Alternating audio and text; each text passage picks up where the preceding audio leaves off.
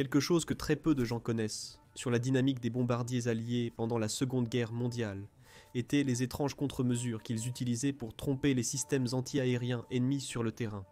Et ils allaient vraiment de systèmes de radiofréquences complexes pour tromper les radars ennemis à des contre-mesures aussi bizarres qui consistaient simplement à jeter de la paille ou des bouteilles pour confondre les ennemis.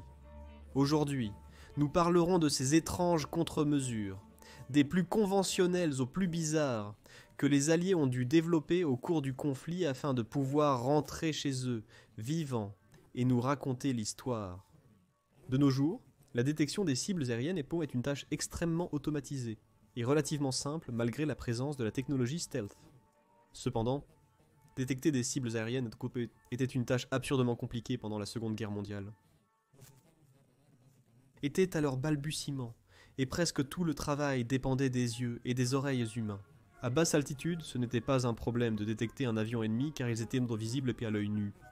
Cependant, l'Axe et les Alliés avaient des systèmes anti-aériens capables de détecter des cibles à plus de 9000 mètres. Et plus important encore, ceux-ci fonctionnaient à toute heure et par tous les temps. Tout cela grâce au système radar en Allemagne qui était très avancé pour l'époque. Cependant, avoir généralement un directeur de radar ou directement un radar lui-même n'était pas si courant pendant la Seconde Guerre mondiale pour les Allemands, et encore moins dans les pays de l'Axe comme l'Italie ou le Japon. De plus, vers le milieu de la Seconde Guerre mondiale, les contre-mesures utilisées dans les bombardiers étaient technologiquement si avancées par rapport à celles des Allemands que les systèmes radars devenaient souvent complètement inefficaces. Cela rendait la présence à ce moment de l'ancien et fiable réflecteur obligatoire pour détecter les ennemis dans l'obscurité. Essentiellement, les Allemands et les Japonais avaient 4 systèmes pour détecter les ennemis. Évidemment, nous avons le radar populaire. Le radar pouvait fonctionner par tous les temps, et la nuit en émettant essentiellement des ondes radio et en recevant celles qui rebondissent sur l'avion ennemi, pour ainsi déterminer par des calculs s'il y a un objet et où il va constamment. Si le radar échouait, il y avait d'autres méthodes pour détecter les avions. C'étaient les localisateurs de son, qui par le son émis par l'avion, étaient capables d'obtenir sa hauteur et sa direction. Ils fonctionnaient essentiellement comme un énorme stéthoscope commun, et même opéraient avec un ordinateur analogique. Ainsi, ils calculaient la hauteur par le son de l'avion. Probablement ceux qui ont le plus utilisé ces systèmes étaient les Japonais qui entouraient leur ville, avec ceux-ci pour les protéger de manière combinée avec d'autres systèmes face à eux. Cependant, pour les étapes finales du conflit, les Américains ont développé des contre-mesures très efficaces pour semer la confusion, aux localisateurs de son et ainsi les désactiver. Un autre système de localisation assez populaire pour sa simplicité était le télémètre stéréoscopique, qui était très bon pour détecter les ennemis à basse et moyenne altitude. Il détectait les ennemis par des optiques avec un ou plusieurs opérateurs obtenant des données, comme la direction ou l'altitude angulaire de l'ennemi pour les leur envoyer. Au directeur, la machine de calcul. Mais le télémètre stéréoscopique ne pouvait pas fonctionner par mauvais temps, ou la nuit. Et c'est là que les projecteurs entrent en jeu, qui étaient essentiellement indispensables la nuit. Ils servaient pour les armes anti-aériennes de basse altitude. Détectant les ennemis et leur utilisation a disparu. A augmenté pour les étapes finales du conflit. Toutes ces méthodes d'acquisition de cibles étaient susceptibles de contre-mesures. Par exemple, le radar était vaincu par des méthodes aussi avant-gardistes qu'étranges. Normalement, des saturateurs ou des émetteurs de radiofréquences étaient utilisés, qui envoyaient des signaux radar au sol pour qu'ils se trompent et envoient des données erronées aux batteries. Il y avait aussi des méthodes assez étranges comme littéralement jeter de la paille. La paille comme contre-mesure, ou mieux connue sous le nom de chaff, étaient des bandes d'aluminium ou littéralement de la paille, qui étaient lancées en énormes quantités sur les radars ennemis. Chaque feuille d'aluminium était aussi mince qu'un papier, et elle était emballée dans de petits paquets, qui étaient lancés depuis les fenêtres des bombardiers. Par la suite, de petits compartiments spéciaux ont été créés pour les lancer de manière plus confortable par les opérateurs de la Royal Air Force.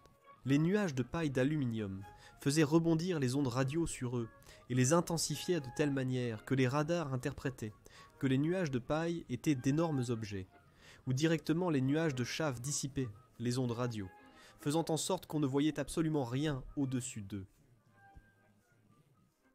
Le chaff a été utilisé de manière réduite mais ininterrompue par la Royal Air Force d'Angleterre jusqu'à la fin du conflit. Les localisateurs de son pouvaient également être facilement trompés. Ces méthodes dépendaient énormément de la constance du bruit du moteur des bombardiers. Pour les bombardiers, il a été facile de tromper ces systèmes anti-aériens, tant qu'ils passaient par une zone où ils savaient qu'il y avait ces systèmes. Pour qu'un bombardier puisse tromper un localisateur de son, il réduisait simplement la puissance du moteur et planait un peu plus ou accélérait également le moteur de manière irrégulière. Un autre tour assez bizarre qui a été utilisé à cette époque pour tromper les localisateurs de son était de jeter des bouteilles ouvertes dans l'air à proximité des localisateurs de son. Les bouteilles en tombant généraient un sifflement très caractéristique qui confondait les opérateurs et arrêtait la détection, comme le racontent les membres d'équipage des bombardiers dans la campagne du Pacifique. En lançant des bouteilles sur les systèmes anti-aériens, ceux-ci cessaient simplement d'attaquer pendant environ 2 minutes. C'était le temps qu'il fallait pour que la bouteille tombe. Ils éteignaient même les projecteurs pour pouvoir isoler le bruit de l'avion, afin de tromper les télémètres stéréoscopiques. Il était plus facile d'attaquer la nuit, et à haute altitude. Cela les rendait incapables de détecter quoi que ce soit. Car les avions n'étaient tout simplement pas en vue, mais normalement, des projecteurs étaient utilisés pour détecter les avions en vol qui étaient guidés par radar, ou par les localisateurs de son. Leur silhouette formée par la lumière rendait très facile pour les chasseurs défensifs de les voir. Le projecteur allemand le plus courant avait une lentille de 150 cm, et il émettait une lumière de 990 millions de candela. Il avait une portée de 5000 mètres. Le plus grand avait une lentille de 200 cm, et émettait une lumière de 2,4 milliards de candela. Il avait une portée qui montait à 8000 mètres. Cependant, les projecteurs comme ceux-ci, peu importe leur taille, avaient aussi beaucoup de contre-mesures utilisées par les Alliés pour les vaincre. Une mesure très populaire et répandue était de peindre le dessous des bombardiers en noir brillant. Lorsque le projecteur était pointé sur l'avion, la peinture peu réfléchissante rendait l'avion invisible dans l'obscurité, de sorte qu'aucune méthode basée sur la vision ne pouvait le détecter. Une autre contre-mesure contre les projecteurs était littéralement d'attaquer les projecteurs. Les projecteurs étaient bons pour voir l'ennemi, mais ils avaient l'inconvénient de révéler votre position à des kilomètres. Dans le Pacifique, il était courant que les bombardiers attaquent les projecteurs à une altitude de 1500 mètres avec des mitrailleuses défensives Browning de calibre 50, ce qui faisait que les Japonais éteignaient généralement les projecteurs pour éviter d'être attaqués par les bombardiers. Comme vous pouvez le voir, même si cela peut paraître fou, toutes ces contre-mesures ont été testées par les bombardiers et ayant donné des résultats satisfaisants, elles ont été recommandées par le haut commandement américain pour être utilisées par tous les bombardiers dans ce conflit. Qu'il s'agisse de contre-mesures radiofréquences complexes ou de jeter littéralement des bouteilles sur l'ennemi, toutes ces actions ont grandement contribué à la victoire des Alliés et ont garanti la défaite de l'Axe. Merci beaucoup pour cette vidéo et à la prochaine. Au revoir.